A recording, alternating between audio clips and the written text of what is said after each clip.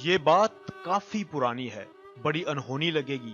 سوال کیا جائے گا کہ ایسا کیسے ممکن ہے، لیکن جس تن لاگے وہ جانے۔ اما جو کہ دائیا کا کام کرتی تھی، ایک ملنسار اور ہنس مکھ عورت تھی۔ اس کے کام کی شہرت دور دور تک پھیلی تھی۔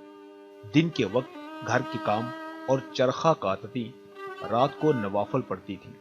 اس کی عبادت گزاری کی وجہ سے لوگ اس سے دعا بھی کراتے تھے۔ ویسے بھی یہ کھرے اور ایمان والے لوگوں کا زمانہ تھا۔ ایک دن کیا ہوا کہ وہ رات کو نماز پڑھ کر سونے لگی۔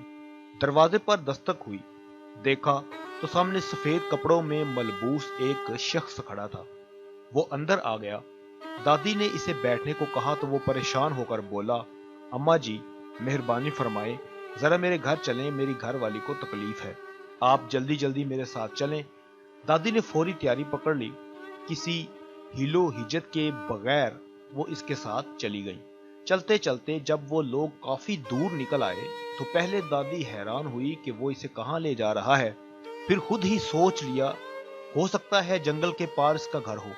خیر وہ جنگل میں پہنچے تو وہ شخص دادی کو ایک کٹیا میں لے گیا جہاں ایک عورت درد زا میں مبتلا تھی۔ دادی اماں نے اس کا علاج وغیرہ کیا۔ اللہ کے کرم سے پہلا بچہ پیدا ہوا، پھر دوسرا بچہ، پھر تیسرا۔ لیکن دادی اماں حیران تب ہوئی جب وہ شخص بچوں کو اٹھا کر الٹ پلٹ کر کے پاس ہی آگ کا الاؤ تھا اس میں پھینک دیتا۔ یہ منظر دیکھ کر دادی اماں پہچان گئیں کہ یہ انسان نہیں بلکہ جن ذات کے لوگ ہیں، اور وہ بڑی غلطی کر بیٹھی ہیں جو رات گئے ان کے ساتھ آ گئی ہیں۔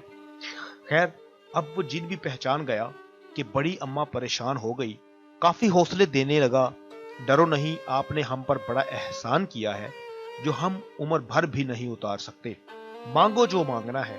لیکن دادی اماں کی ایک ہی بات تھی، آپ کی مہربانی، آپ مجھے گھر پہنچا دیں۔ جن نے کہا آنکھیں بند کرو، انہوں نے آنکھیں بند کی۔ جب آنکھ کھولی تو اپنے کمرے کے اندر تھی۔ اس جن نے جب دیکھا کہ اماں جی سود سے دلچسپی رکھتی ہیں اور چرخہ کاٹتی ہیں تو خود ہی ایک کھبی ان کو دی کہ یہ اپنے پاس رکھ لیں اور اس کا ذکر کسی سے نہ کیجیے گا، انشاءاللہ تمہارا کام بن جائے گا۔